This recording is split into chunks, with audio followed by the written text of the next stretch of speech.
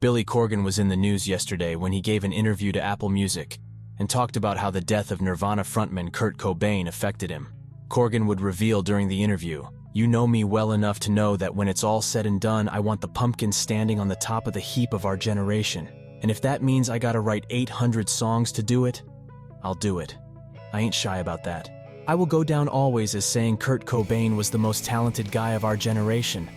Kurt had so much talent, it's like frightening. It was like a John Lennon level of talent, where you're like, how can you have all this talent? Or Prince, right? But Kurt's not here, sadly.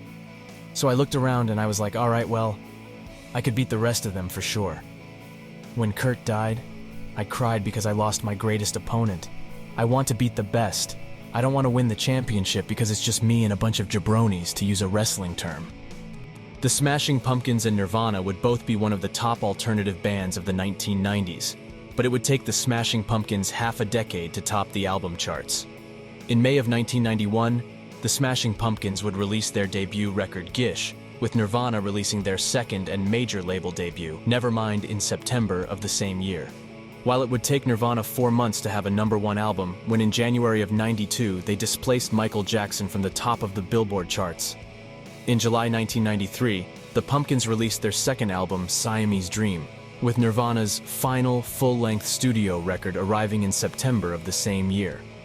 Siamese Dream would go 4 times platinum, while In Utero went 5 times platinum. Although you could easily make the argument that had Kurt Cobain not died in April of '94, the album would have likely sold even better. The Smashing Pumpkins wouldn't get their first #1 album until their follow-up, 1995's Melancholy and the Infinite Sadness, which came out a year and a half after Kurt Cobain's death. That does it for today's video, guys, and we'll see you tomorrow morning with a new rock and roll story.